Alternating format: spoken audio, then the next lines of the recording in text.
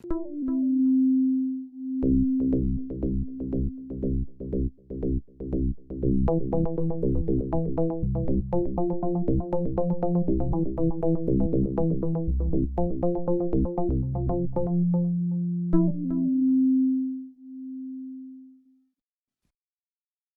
breath. Okay. Could you please say your full name into the microphone, sir? Noah Gardenswartz. Noah Gardenswartz. Thank you for being part of the show. Happy to be here. Thank you for having me. I have to congratulate you on the accolades you've been earning, especially just very recently. You performed on New Faces at the prestigious Just for Laughs Festival in Montreal. You won the Laughing Devil competition in New York. And now, most recently, you're being featured on Last Comic Standing. I mean, are these milestones that you dreamt of when you were working day jobs as a day trader and teaching kids in South Atlanta? No, I can't. I can't say that they were actual milestones that I had set my sights on. At the time when I was working those jobs, I actually wasn't even thinking about comedy because I had stepped away from comedy, took a break altogether, and was just working those jobs. When I came back and started doing comedy full time and really focusing on making that my career, rather than having specific goals like being on TV or getting into a certain festival, my goal was honestly just to be as funny as I possibly could when I hit the stage. My personal goal was to continue writing good, relevant material that I enjoyed performing, that audiences enjoyed hearing, and I just kind of figured that if I kept those as my actual goals, then everything else would fall into place as a result. You know, I felt like if I worried about the material in my act first, then all the accolades would come from that. Well, I know you started comedy your senior year of college, so you did it for a few years and then took a break? Yeah, I started doing stand up my senior year, like you said, and I did it for 2 years after college, and then I took a 3-year break to figure some stuff out before going back to it. At the time, my mother was sick, and I was, constantly traveling back and forth from Atlanta to Denver, where I grew up and where my mother was. And it was just one of those things where there were things bigger than comedy happening in my life that made me step back and take a break and really look at everything that was happening from a much bigger picture. And at the time, comedy just didn't fit into my life or provide me the same kind of joy that I would needed it to make that the priority and focus of my life at that time. And when I took the break, I wasn't sure. I didn't take the break so I could refresh myself in hopes of one day getting back to comedy bigger and better. I just took the break to see if comedy was something I even wanted anymore, and I'm glad that I came back to it. What brought you back to it?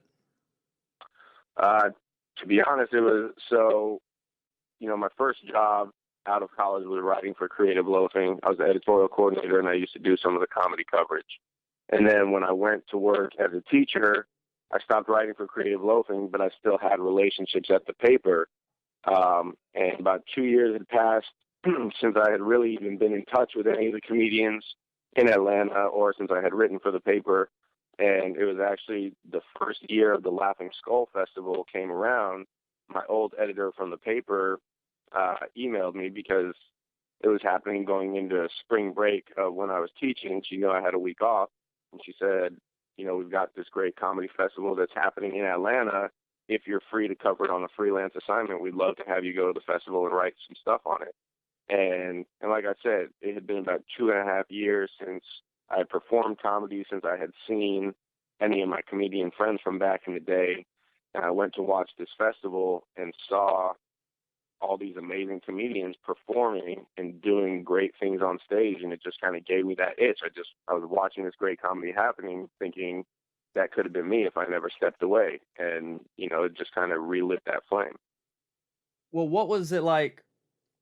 You start off senior year. What was it like 2 years later getting back on the stage? Well, it was about 5 years after my senior year when I got back on to go full time, because like I said, I did it for about 2.5 years from when I started and took a 3-year break. Wow. And when I got back on, in some ways it was like riding a bike, in that my first show back I did with Rodney at the Star Bar, and the Star Bar was like the one regular room that I came up in my first 2 years. So in a way it felt great to kind of feel like I was home, but at the same time the scene had grown so much without me while I was gone, and there were so many new comedians who were killing it in Atlanta that were kind of the guys in Atlanta that I didn't know yet, just personally or with their comedy. Um, and then I just kind of had to kick the rust off. You know, as you know, as a comedian, if you even take a week off, it feels weird being back on stage with your timing. So imagine taking 3 years off and then coming back. I didn't lose the writing. I still had good material, but I had lost the stage presence, the confidence, and the timing to really deliver it as fluidly as possible. So it was a mix where it felt great to be back on stage, in a stage that I was comfortable with, but it also was very nerve-wracking and frustrating to know that I couldn't perform the way I was used to performing.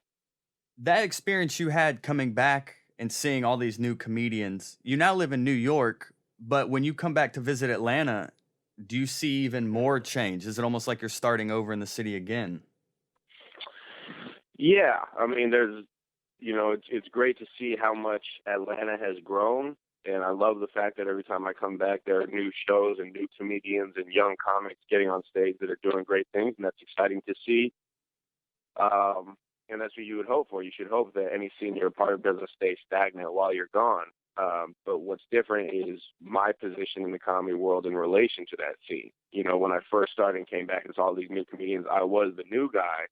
Whereas now when I come back from New York, you know, I kind of feel like one of the old guys, and that's a completely opposite position to be taking. The scene is somewhat segregated as far as people call mainstream rooms versus quote urban rooms. But you're a comedian that's able to do both. Why do you think most comedians struggle with crossing over? I mean, the biggest and most obvious thing is that people are afraid. I mean, when it comes down to it, people don't give crowds of the opposite race enough credit to assume they're going to understand what they're talking about. White comedians assume that they have nothing to interest black crowds with, and black comedians assume that white crowds aren't going to understand their material. And most of that is just their own fear that they feed into, you know. And so I think the main reason is people are just scared to try and scared to fail, because bombing or not doing well on stage sucks. There's nothing worse than going on stage, telling your jokes, and not doing well. It feels horrible. And so most people would rather avoid the possibility of not doing well rather than trying something new and seeing how it works out.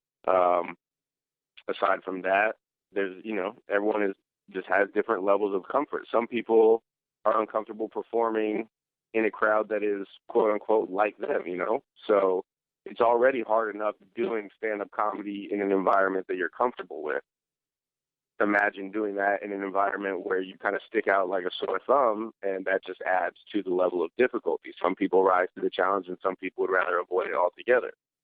And there's no right or wrong. I'd always say that the more kind of crowds you can play to, the more rooms you do, and the more stage time you get, you're always going to be a better comedian for it. But that doesn't mean that if you don't cross over, that you're not a good comedian. You know, some people are great at picking their lane and staying in it. That's fine. Everyone has their own approach.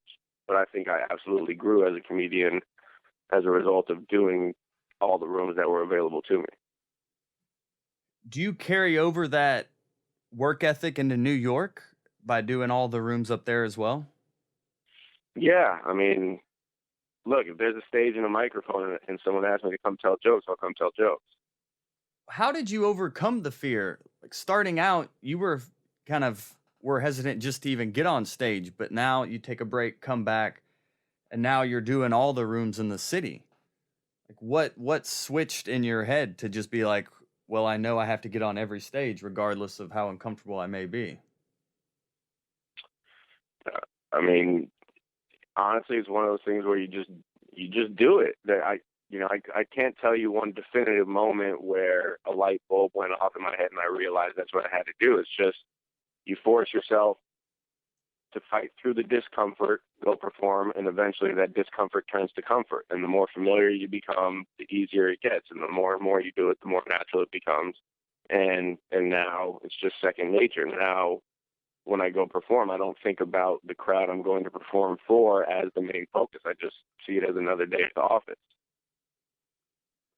Was there a defining moment that pushed you to make the big leap to move to New York?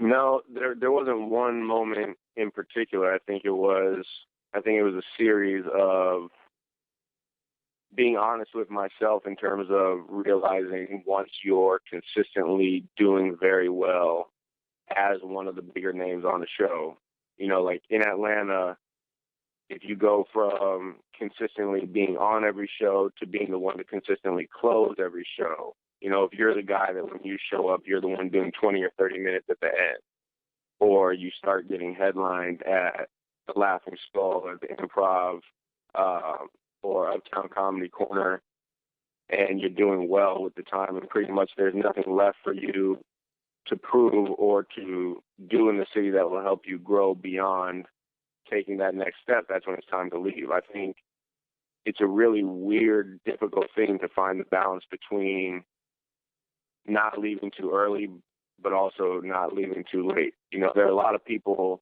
that assume that because things are going well in the small city that they're in, that it's time to go to LA or New York. And the truth is, I thought about moving a year before I actually did, and I'm so glad that I took that last year to stay in Atlanta and work the road and just build my time and become a better comedian before I hit New York, because once you make a move to those big cities, you only get to make a first impression once. And so you really need to be ready when you get there. Was this wisdom somebody bestowed upon you, or you just kind of followed your instincts as far as taking a year to really develop more? I just followed my instinct. That's the thing about comedy, is there's general wisdom that old comics can share with you. Like a young comic might listen to this interview and relate to some of the things I'm saying, but that doesn't mean it's going to work out for them the same way. There are general rules that apply that can help every comedian, but for the most part, there's no rule book. There's no handbook to this, and that's why it's scary but also amazing, in that no one can tell you how to become a good comic or how to become a professional comedian. You just have to do it and find out what works for you. I mean, the biggest thing that I would say is just be honest with yourself, brutally honest with yourself, and that means holding yourself accountable when you're not ready. A lot of people like to assume that they're prepared for things that they're not prepared for. And look, I've gotten nice accolades recently, but if I was being honest with you and with myself, those were accolades that 2 or 3 years before I got them, I was telling myself I deserved them. And it wasn't until I got them 2 or 3 years later that I realized how unprepared I was at the time when I thought I should have been getting them. What made you pick New York as opposed to Los Angeles? I chose New York because there's no better place in the world to be a stand-up comedian. And that's no disrespect to the comedians in LA, but LA is more of a place where you can do stand-up comedy in hopes of getting on TV, becoming an actor, or maybe a writing job. Whereas in New York, if you're going to do stand-up in New York, you're going to be a comedian. New York just sharpens your skills on stage. And yes, eventually I'd love to parlay my stand-up into writing or maybe acting, but my priority always has been and always will be the stand-up first. And I don't even think anyone in LA can argue that when it comes to just purely stand-up, New York is the best place on earth. Well, you are certainly making your own path. And people will say New York being the mecca of stand-up comedy. I mean, you host a show with fellow Atlanta comedian Andy Sanford called Comedy Freaknik. Don't you also host another one called High Five? Yeah, I believe. Yeah, I host 2 shows up here. Yeah, at Creek in the Cave, which is a very well-respected venue. I mean, how did you get your foot in the door there? I got my foot in the door there. Well, so first of all, it absolutely helped that Andy, who I run the show with, was already in New York for almost 2 years before I got up here, and he was well-respected himself, so I was kind of attached by name to someone who already had a good reputation. But separate from that, the owner of the Creek in the Cave, a wonderful woman named Rebecca Trent, who's been incredibly supportive to me since I moved up here, she runs a show called Cabin Mm-hmm. every Thursday night, and I had done that show every time I came up to New York. You know, before I moved to New York, for the first 2 years before I got up there, I would take 1 or 2 trips a year to New York and just go do comedy for a week or two to test the scene out. And that was also a way for me to know if I was ready, is just to see how my material was stacking up against other New York comics. And every time I came up to New York, I would do her shows and I would do well. So she already had, you know, respect for my comedy. So on top of being a small fan of my comedy and pairing that with the fact that I wanted to run a show with a comedian she already knew and loved, it all just, you know, worked and made sense. How long did it take you upon starting over New York to start getting booked on the higher profile shows? It took a good 6 months at least. You know, there would be, for the first 6 months, I would maybe have one good show a month that I got as a result of, you know, other comedians that I knew that were well respected calling in favors. Mm-hmm. And that's that thing, is when you get those favors, you have to do well. You know, when you first move up here and you get that 1 or 2 good shows a month where there are other comedians who have shows paying attention, you got to hit a home run. So it's a matter of not only respecting the stage and the name of the people that recommend you, but stepping up to the plate and delivering when it counts. What is the reputation of Atlanta comedy in New York? Atlanta comedy in New York and everywhere else that I go, for that matter, is well respected. I think Atlanta can be very proud about the product that we've put out in terms of nationally. The comedians that go to other cities do well and are well respected. You know, up in New York, you got me, Andy Samford, Shalewa Sharp, now Jake Head and Rob Hayes are up here. Out in LA, you got Dave Stone. I know Caleb is moving out. Mm-hmm. And you know, I pride myself in the fact that when we hit the stages, we do well. You know, Atlanta comics don't fuck around. And part of that comes from the fact that Atlanta in its own right is a city that you have to do well in. You know, it's not a city that you can mail it in. When you go do a show in Atlanta, you got to bring it and you've got to be ready. And Atlanta has real crowds that'll get you ready for real crowds elsewhere. But at the end of the day, no matter how good the Atlanta comedy scene is, you have to move away from there to really hit the next level. There's no definitive roadmap for what you have to do. You know, is it better to be in New York or LA? Absolutely. There's the simple fact of the matter is that's where more industry is. That's where more big showcases and opportunities are going to be. Because of the internet and just how global everything is, you can do anything from anywhere. So there are absolutely comedians from small towns that don't make the move that still get opportunities, but your best bet is coming to New York or LA. But with respect to moving to New York, New York isn't advantageous to be a comedian in New York because of the opportunities. New York is where you want to be because of the other comedians. The fact of the matter is the best comedians in the world are in New York. So if you're trying to be the best comedian in the world, you need to surround yourself with the best comedians because you rise to the level of competition and friendship. You know, I'm consistently inspired almost nightly, if not weekly, by the comedy that I see from other comedians that force me to look at my own comedy and question how good it really is, and force me to work harder at writing better jokes and being a better comic because I'm consistently seeing amazing comics. So your move to New York is clearly paying off. I mean, with the New Faces opportunity and winning the Laughing Devil competition and now Last Comic Standing, I'd love to hear more about your experience with New Faces. I mean, how did that come about and how has it affected your career? It came about through the audition process. You know, New Faces, you have to go through several rounds of auditions, and there's a committee of people from the Just for Laughs festival, and then people in the respective cities that you're auditioning in that select the comics. And And so I couldn't tell you why I was specifically chosen over other comics. I can just tell you that I had really good sets during all the audition rounds, which is something you certainly need to do if you want to be selected. It speaks to what I was saying earlier, is when you get those big opportunities, you need to make sure you step up to the plate and hit a home run. And so I came prepared with good jokes that I delivered well in the exact time that you're given. You know, a lot of comedians don't appreciate the importance of having precise sets. If you're given 6 minutes, to not do 5.5 and not do 6.5, but do 6 minutes of good material. And so that's what I did, and I got selected. And then when I went up to Montreal and had the opportunity to do the New Faces Showcase in a big theater in front of all the industry, I again had a very good set. And as a result, I got management out of it. I have a great manager named Shauna Kornberg at Brillstein Entertainment. And she's been fantastic. And I actually got Guy Code on MTV after that.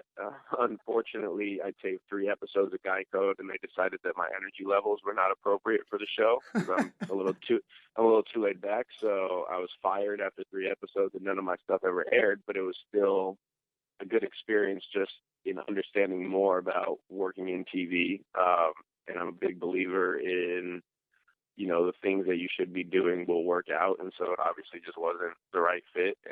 And so I don't hold any anger or resentment towards MTV or that opportunity. I'm just grateful for that experience that I had. But having representation can change the game in that it'll get your stuff looked at seriously. You know, comedians love to do sketches or web series or have a script, and all that stuff is great, and you absolutely should be doing it. But comedians are a little delusional in assuming that just because they create something that it's going to get serious attention from the actual gatekeepers or people who make decisions. And the truth is, that's not to say without representation you can't make something happen, but the chance of your script being read just by you emailing someone versus someone from an agency or a management company with a known reputation of working with talent, you know, it makes a world of difference. The amount of meetings with executives and casting directors that I get now because I have Shauna vouching for me was a game changer. Does having that management almost make you want to, like you're saying, you get the opportunity, better hit a home run? Now that you have someone that can really take it to the next level, I mean, do you find yourself maybe writing more scripts, trying to explore more avenues besides just stand up to get exposure? Yeah, well, I mean, it's, you know, there's that constant battle between quality versus quantity. So now I'm not focused on doing more things because I have a manager. I'm focused on finding 1 or 2 things to do very, very well, and then when the time is right, having my manager put that product out with my name on it. You know, and so every manager and every comedian is going to have a different approach. And again, there's no right or wrong way to do it. Some people love just throwing noodles at the wall and seeing what sticks. Some people have 15 projects in mind and they throw everything out there hoping that by playing the numbers game, one thing will work. Some people play the sideline and wait for 1 or 2 things to cultivate as their baby, and then when the time is right, hope to go for it. And, you know, there are people that can succeed and people that can fail with either approach. I personally have chosen to work with my manager on finding the 1 or 2 really good ideas that we believe in, really fleshing them out so that by the time we put them in people's hands to read or see, we actually believe in the product we're turning in. And right now I've got a couple irons in the fire that, again, who knows if it'll pan out, but I at least believe in the work that I'm putting out. And I believe in my manager's ability to get it in the right hands. Well, I like you're saying we, as it's almost like a team and it's ideas we have. As a manager, do they come up with ideas to pitch to you as well, or you just like, here are my ideas, please send this to everyone? The manager, the biggest misconception comedians have is that once you get a manager or an agent, things are just going to start happening for you. The fact of the matter is it always comes down to you and your work. The manager is not there to create the projects for you. No one's going to do the work for you. What they can do is represent your work to the best of their ability. But at the end of the day, it's still you and only you who has to create it. My manager when I have an idea, I can bounce ideas off of her and she can tell me, I don't think that's necessarily the right idea for you. Or if you have a network in mind, I know that that network isn't necessarily looking for shows of that kind, so you can focus your attention elsewhere. But at the end of the day, when it comes down to actually writing the script or creating a sketch and coming up with an idea, that has to be all you. No one's going to do it for you, nor should they.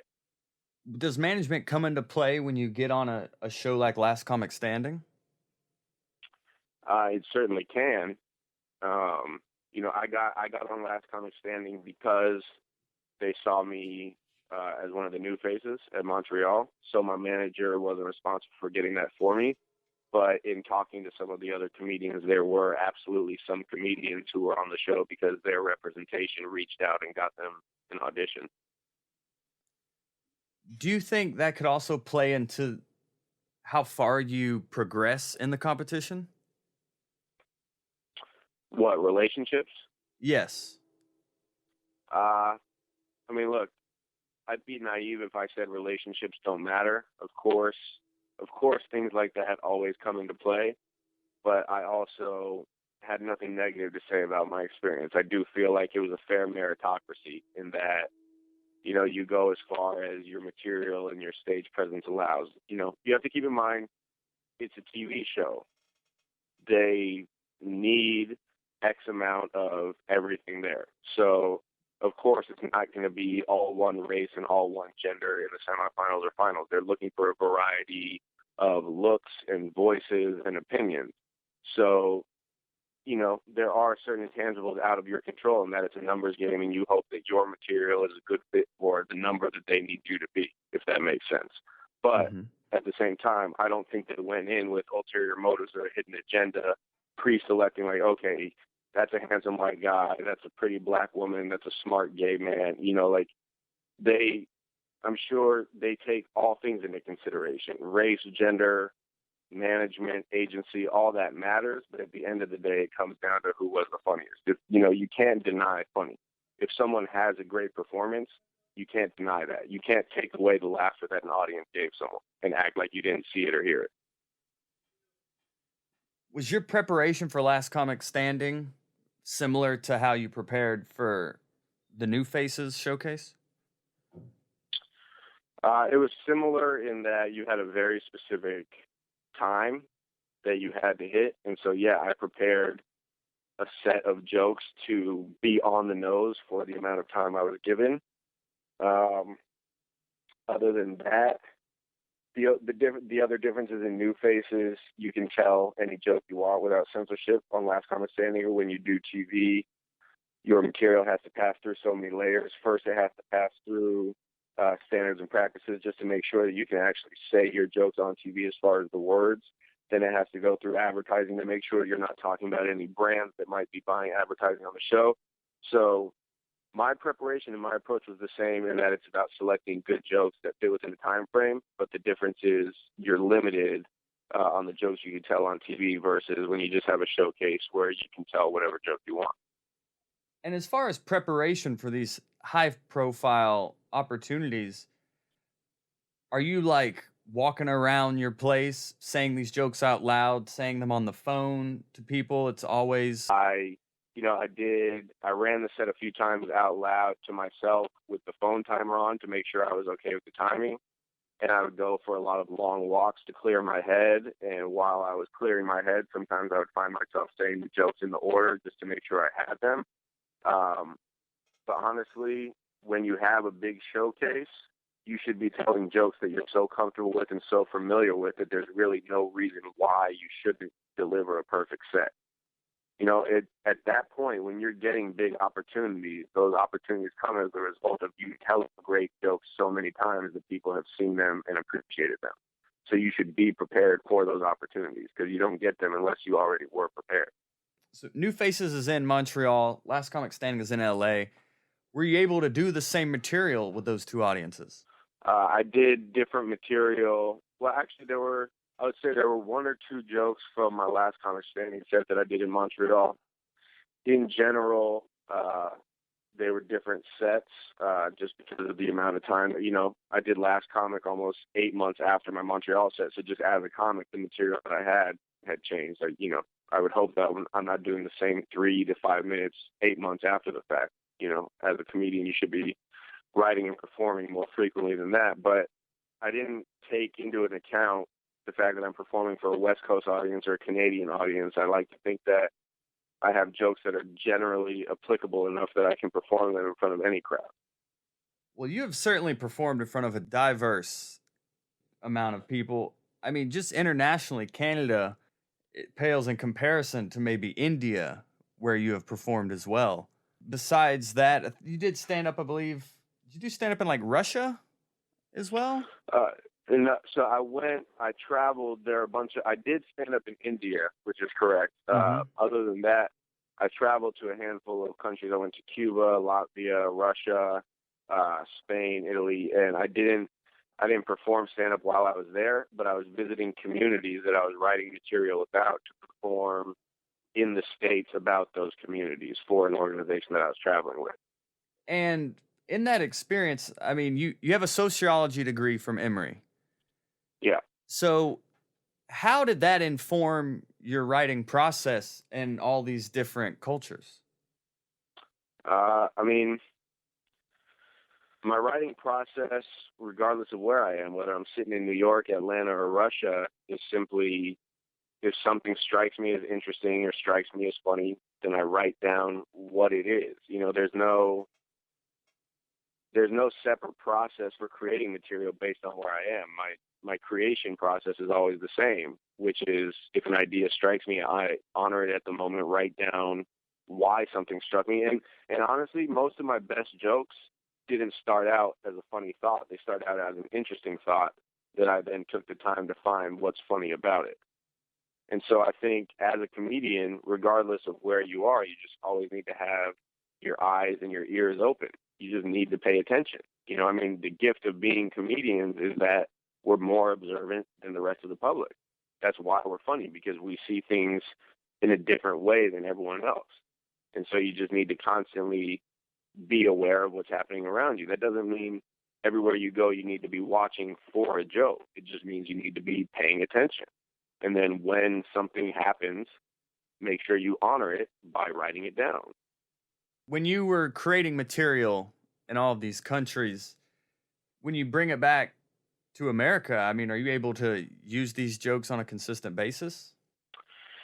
Yeah, I mean, they're situational. So every joke that I wrote for these very specific shows for an organization wouldn't make it into my normal club set. But there's not a single joke I've told that I don't think I could work into a club set. I would have to do more groundwork setting up the joke before I actually told it to transition into the joke. But, there is a time and a place for every joke, and every joke doesn't have to be okay in every set. It's okay to have some jokes that just work for certain occasions. That's fine. What was your experience performing stand-up in India? It was nerve-wracking and difficult in that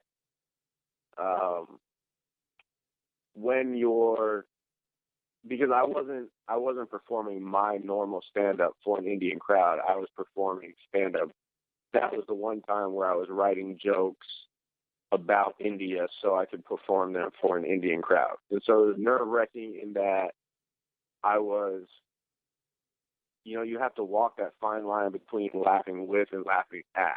I never wanted to offend them. I certainly wasn't there to make fun of India. But at the same time, when you're making jokes, it's about what's different than what you're used to. So the perspective was very much about, like, I'm an American who's here, and this is what strikes me as funny about India. And luckily, they were receptive. The crowd was great, and they understood, and they appreciated the fact that I was trying to observe their culture respectfully. I was making jokes about India, but I wasn't making fun of India, if that makes sense. Do you have an example of one of these jokes? For example, I had a joke about the difference between American toilets and Indian toilets, because Indian toilets are just a hole in the ground. And so it's one of those things where, like, it could be a sensitive subject when you're making fun of the way somebody shit, especially if the reason they don't have normal toilets is because of the extreme poverty throughout the country. So it's like, you don't want to come off as a gaudy American, like, oh ho ho, we have porcelain thrones to sit on, and you guys just squat on the street like animals, like that. That wasn't the case. That wasn't why I was making a joke. And they understood that it was all in the delivery and the way you set it up. That must be such a humbling experience to. Sure, but I mean, look, is India worse off than America? Absolutely. But there are parts of India that are incredibly wealthy, and there are parts of America that are incredibly poor. So the truth is, no matter where you go on earth, there's always going to be rich or poor. Now, what it means to be rich in one country might be different than what it means to be rich in another, and vice versa. American poor people, for the most degree, would not seem like poor people in a third world country. But that doesn't change the fact that in the country they live in, they're still poor people. Is this insight you learned from studying sociology at Emory, or is something you had to learn hands-on? No, it's hands-on, man. There's no better teacher than experience. There's only so much you can learn from reading a book. It's great to learn theories, but those theories mean nothing if you don't apply them to real life experience. And so anything I'm saying is the result of actually going out and seeing it and living it and doing it. I have notebooks full of pages of stuff that I wish I could have turned into material that were interesting observations or thoughts that at the time I thought that still just somehow have never made their way into a funny bit worthy of being on stage to make people laugh. But it's okay. Sometimes it's okay to just have knowledge and ideas for yourself that the rest of the world is never going to hear, because it still informs your perspective going forward. How organized are these notebooks? Do you more of just sporadically jot down things, or are you more organized? A little bit of both. I would say there's order to my chaos. I have certain notebooks that are just horribly scattered random thoughts that are just full of pieces of paper that I needed at the time. And then I have other notebooks that are organized versions of when I specifically try to clean up a joke. And then, I have documents on my computer that are organized because technology allows you to organize them better in that. I have, an ongoing Word document on my computer that's probably 30 pages long that I call Comedy Notepad. Just anytime I have a joke that I really want to clean up and be able to edit and delete cleanly, I put it on this ongoing Word document. But it's not organized like by subject or alphabetically. It's still just one big hodgepodge of my ideas. And how organized is your schedule? Will you be like, okay, from here to here, I'm writing regardless? No, absolutely not. I don't have an organized schedule at all. And I'm fortunate in that I don't have to have a day job. So that certainly allows for me to be more free with my time. But as a result, I can never sit down and say, okay, from noon to 3 o'clock, I'm going to write.